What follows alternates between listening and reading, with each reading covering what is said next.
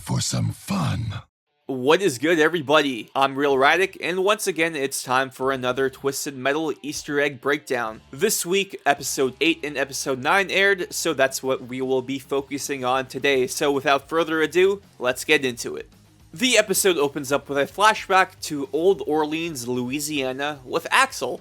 And thanks to the Twisted Metal 2 manual, we know that Axel is originally from Louisiana. We see Axel's life as a former hitman in these scenes, but he gets an address, and this address is very specific because it says 95 River Park Road. So the 95 part is obviously a reference to 1995, the year the original Twisted Metal came out, and River Park is a clear reference to River Park Rumble, the 4th level in Twisted Metal 1, for the PlayStation 1. Moving on, we see Sweet Tooth have a conversation with Dr. Cockrell, and the doctor reveals to Sweet Tooth that he can't have children anymore, so yes, Sweet Tooth is sterile in the show. This might be a cheeky nod to Twisted Metal 2012, where Sweet Tooth actually does have a family in that game, well, before he went absolutely insane. When he was known as Marcus Kane, the ice cream parlor. Now we're moving on to one of the craziest references / Easter eggs in the entire series. I was absolutely shocked when they referenced this because this is such a deep cut, and I don't think many Twisted Metal fans even know about this. So the group that's hunting them down for this round of the tournament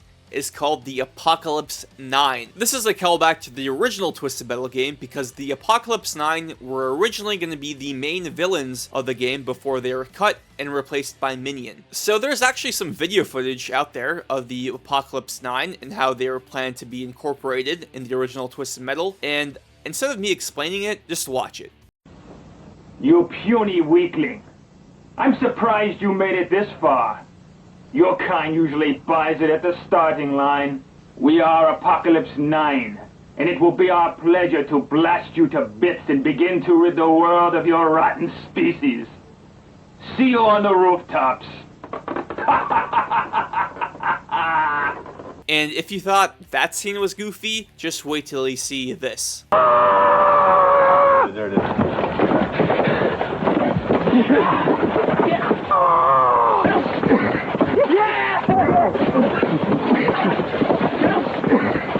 I love how something so obscure has made it into a live-action Peacock show. Crazy times we're living in. And continuing on with the Apocalypse 9, one of the members in the show has a hook hand. Now, 2 characters in the Twisted Metal franchise also have hook hands. The first one being Charlie Kane, the driver of Yellow Jacket, who was in the first Twisted Metal game. Just go into first person view and there you will see the hook hand. The second character who uses a hook hand in the franchise is none other than Captain Grimm from Twisted Metal 4. As Axel is detailing his past to Mike, Stu, and Dave, he mentions 2 very important people in his life, his father and his wife. Now, in Twisted Metal 2, the video game, Axel's father was actually the one responsible for putting Axel inside those 2 giant wheels, trapping him as a giant killing machine, which is different from the show, because in the show, Dr. Zemu was the one who creates Axel. By the way, Dr. Zemu was a character from Twisted Metal Head-On, but I already covered that in the previous episode. Go check that out, by the way, if you haven't. But Axel also mentions his wife, which is a clear reference to Twisted Metal Black. In that game, Axel enters the tournament to find out who murdered his wife, and surprise, surprise, it was Sweet Tooth. At least Axel gets his revenge in that game. Now, we got 2 more Easter eggs to cover for episode 8, and the first one is admittedly a stretch on my part, but damn it, I'm gonna include it here anyway. When Mayhem and John Doe are in the room, hiding from the Apocalypse 9, you see a box that's labeled Lost and Found, and this could be a cute cheeky nod to Twisted Metal Lost, the extra mode, and Twisted Metal Head-On for the PS2. And the final Easter egg I want to touch on is when Quiet, Raven, and Vermin all are attacking one Apocalypse 9 guard, and Vermin finishes him off with a curb stomp. And the framing of this shot looks very similar to what Calypso does in Mr. Grimm's ending in Twisted Metal 3. Mr. Grimm, you've snatched every soul on the planet but mine. Now you want my soul? Your wish is granted.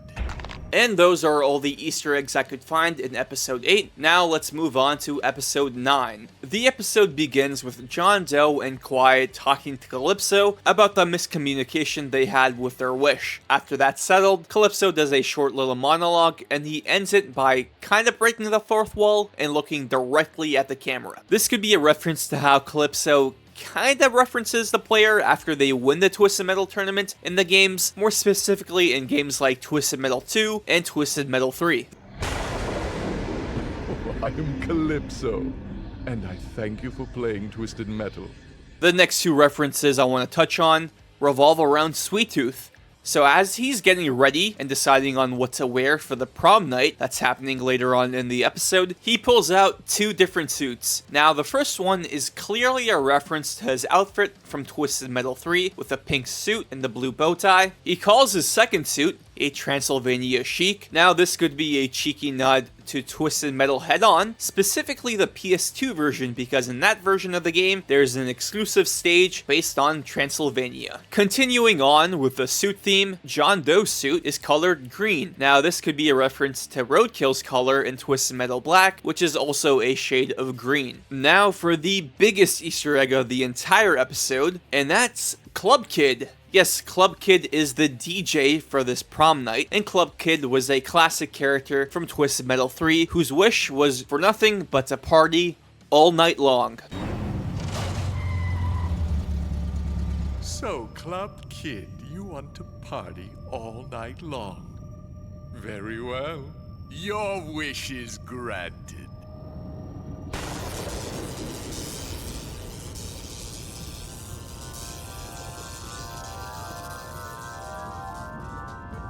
All right! Yes! A rave that lasts all night!